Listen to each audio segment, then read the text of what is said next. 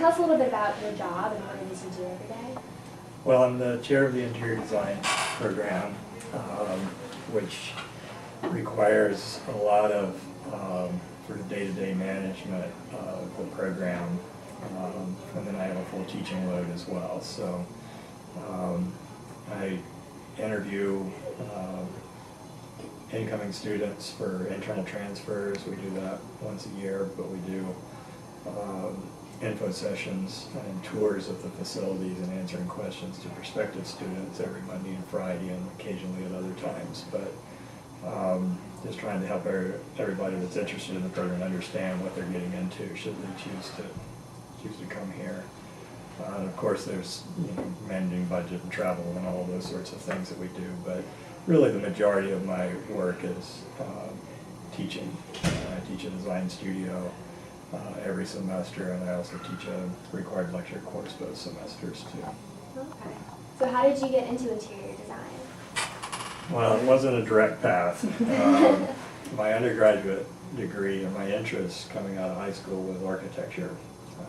So I went through architectural school at Mississippi State, and never crossed my mind that I would be teaching interior design or even doing interior design, although I did sort of realize early on, probably my second year of architectural school, that I wanted to teach.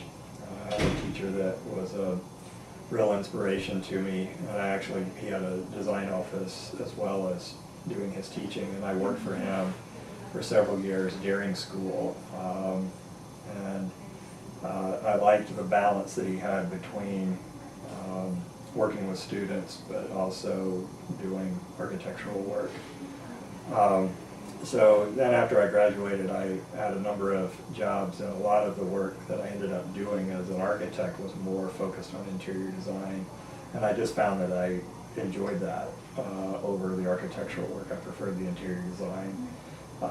And mostly because it's got a higher percentage on a day-to-day basis of creative work versus technical work. And the projects happen from start to finish much more quickly.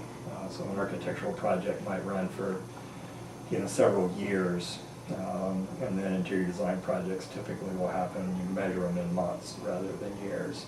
And to see more results of your efforts was really a lot more satisfying. So. Awesome. How did you know that interior design was right for you? You said you kind of switched from architect to interior design. Mm-hmm. What was, I guess, the main force that contributed to that?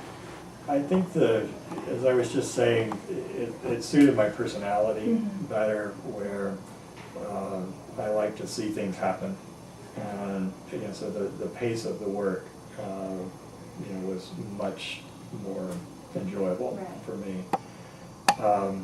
Beyond that, I think the difference with interior design over the architecture is that we don't really occupy the building in a sense, the stuff of the building. So, we're either in the space between the buildings, which is really more landscape architecture, or you're in the building. And in today's world, that's really interior design. So, I'm also very interested in landscape architecture, but professionally, with my background in architecture, interior design has a lot of connections. I mean, I had to learn a lot of things to be, architecture school doesn't tend to focus on color and the materials and the qualities of materials that are used interior and the inside of buildings so much. It tends to focus on the object of the building and the form of the building. So I had a lot to learn to kind of get to where I needed to be in interior design. But once I gained that experience through practice and then study, I definitely found that that's what my preference was for teaching. Did you ever feel like any pressure from your parents or anything like that to go into a specific field? No, actually my parents were really good about that. They just wanted us to work hard and study and make good grades in high school, but then once we all made our decisions what we wanted to do in college, we just really had nothing but support.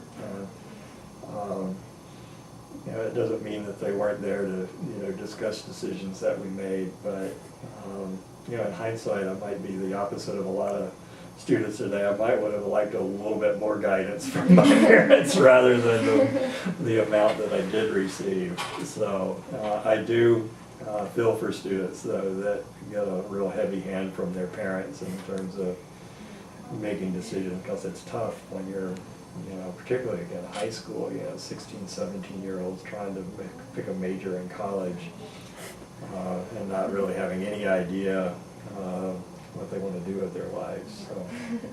Did you actually like go back to school for any kind of degree in interior design? I don't have a degree in interior design. Well, I have I'm licensed as an architect, so I have a degree in architecture, and then my master's degree was in industrial design.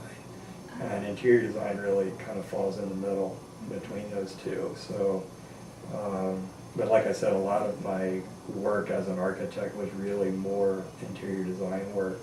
And, you know, I mean, I've been teaching it for almost 20 years now, so along the way I've picked up what I needed. Looking back, I guess like you were saying, kids in high school usually don't have any idea what they wanted to do. Just not even back in high school, but at the beginning of your college career, did you kind of always know you wanted to be in that design field, or? You know, I did.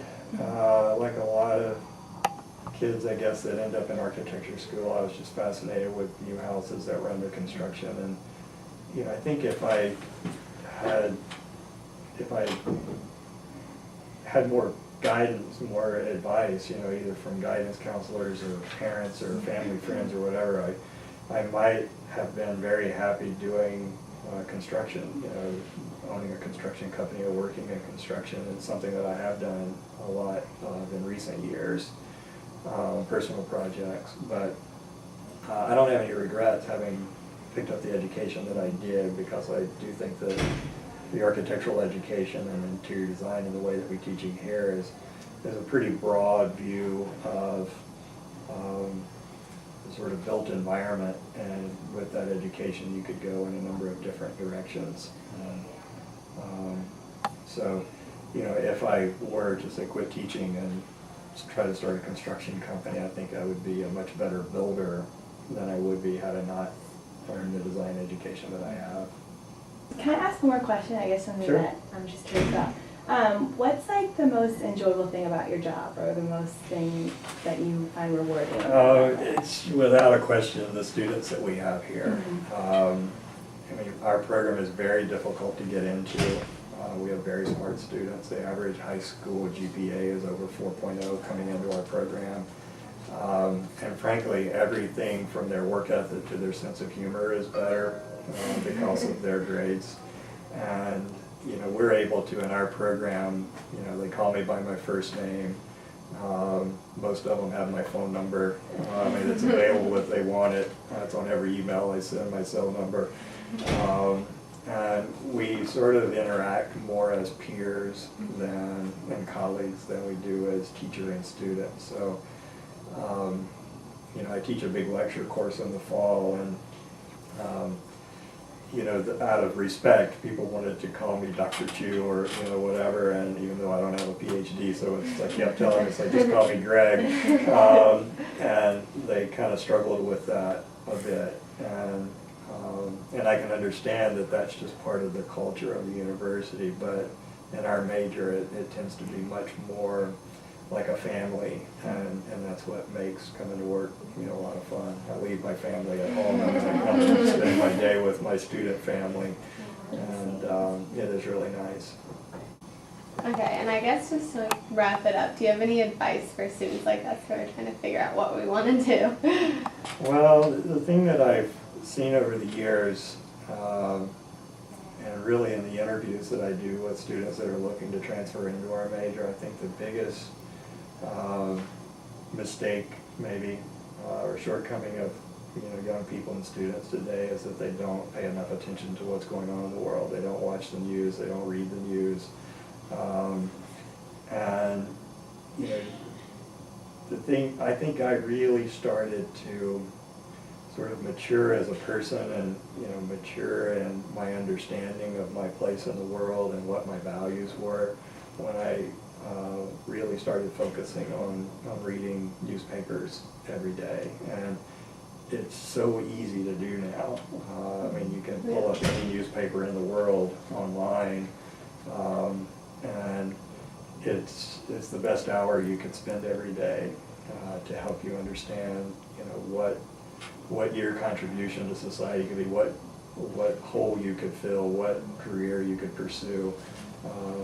And I just think that we get too distracted, or students today get too distracted by, frankly, trivial things that seem terribly important at the moment, but, and not that you don't want to spend time with your friends and texting and lining up what you're going to do tonight or tomorrow or whatever, but really just taking that hour a day and reading multiple newspapers and getting different points of view is probably the smartest thing you could do to help figure out what you want to do with your life.